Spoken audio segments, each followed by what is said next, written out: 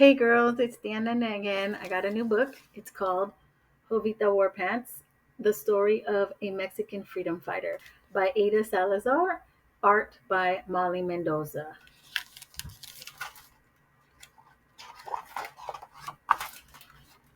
Oh.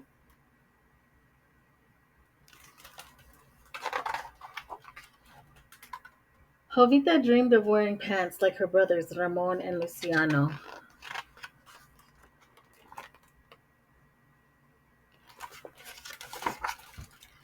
As was expected in rural Mexico in the 1910s, Abuela made Jovita and her sisters wear big skirts. Jovita hated the way they tangled like weeds around her legs as she scaled the tallest mesquite tree in Rancho Palos Blancos. She wanted to ride morongo and feel the wind curl her face into a smile.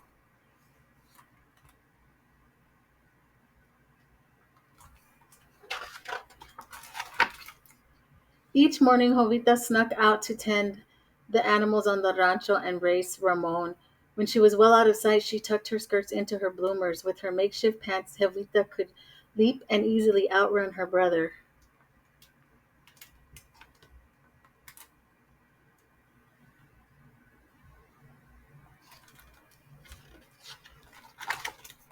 Together they explored the campo. Jovita discovered the way leaves rustle when rain is coming, where healing plants grow, the shape of every cave, and what might lurk inside scorpions, coyotes, wolves, rattlers. She followed the rollicking rivers that gave fish and clean water. She listened to the songs of the senzontles and mourning doves, a gentle cuckoo wooing. As Jovita grew, she heard whispers of a revolution in Mexico. The government had made laws that took power away from the Catholic Church and prevented people from practicing religion freely. Papa joined the Cristeros, the revolutionaries fighting for their rights against the Federation, and rode into the Sierra with Luciano and Ramon.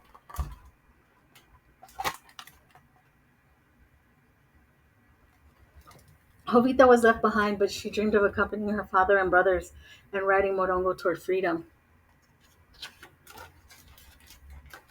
One day, when Jovita was out with her abuelas and sisters, government soldiers came to Palos Blancos in a fiery rage. The family returned home to find ashes where their house had been and the barn still smoking.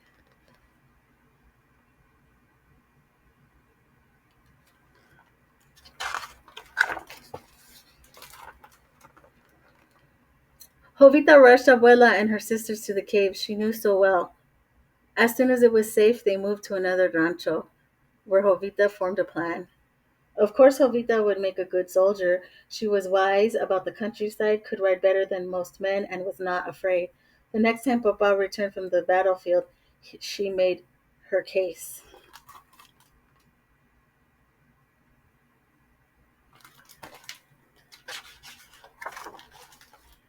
Papa agreed to take Jovita, but only to observe. He would never let her fire a shot or wear pants. Jovita memorized Papa's strategies as they sat by the campfire eating what they'd hunted. Beneath a blanket of shimmering stars, she understood that La Sierra de Morrones was always would always be their friend.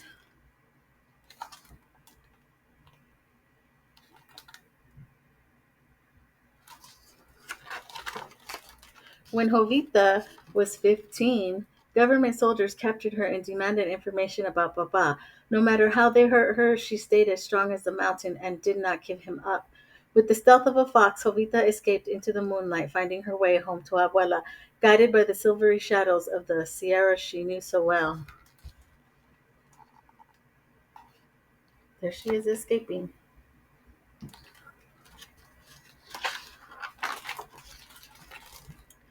Then one terrible day, soon after Jovita returned home, the government killed Luciano. In her sadness, Jovita pushed again to become a soldier, but Papa refused. Jovita, her sisters, and Abuela were scattered like pollen across Mexico, forced to live with different relatives so they could be safe. After a few years, family reunited and the fighting calmed. Religion was practiced freely once more, but old war grudges remained. The government, still mad at Papa and his revolutionaries, found Papa and Ramon and engulfed them in a storm of bullets. Jovita never saw them alive again.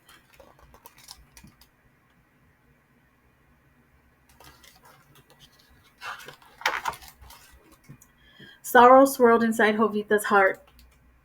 Her sadness found sympathy with other Cristeros who met one evening to form a plan for justice. When she returned, Jovita cut her long hair short. Next, she put on Ramon's cotton shirt, overalls, riding boots, and wide brimmed straw hat. Jovita was reborn as a pants wearing colonel named Juan. She was ready to reignite the revolution.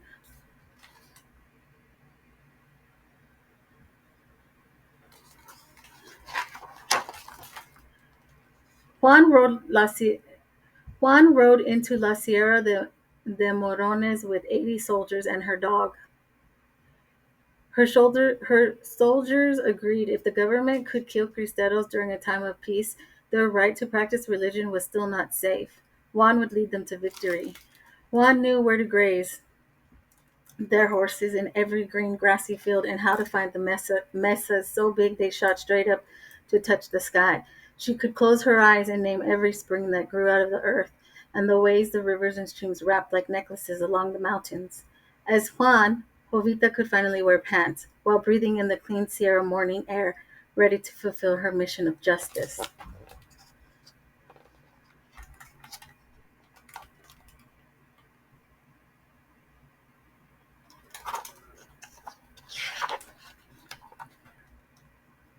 Jovita's peasant army fought dangerous battles against the powerful government.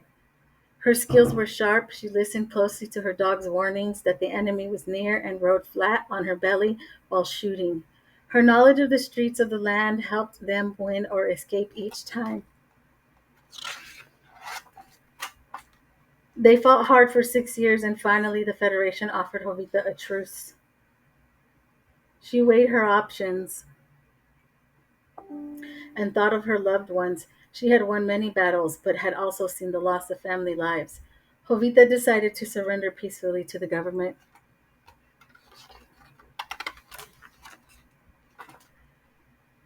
Word of Jovita's courage spread like wildfire across the Sierra. She had become so well known that a songwriter composed a corrido in her honor.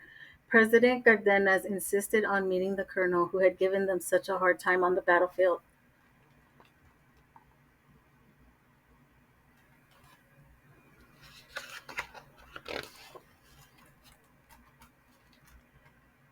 Jovita strode out of what Jovita strode out of that room a proud revolutionary fighter. She had surrendered one battle but won another. She wore a wide-brimmed hat, a long-sleeved cotton shirt, riding boots, and a crisp pair of new blue jeans. She wore them well, like she'd always dreamed. The end. And there's some bonus stuff in there, but this video is pretty long already, so I'm gonna make another video and I'll get you guys the bonus stuff about Jovita.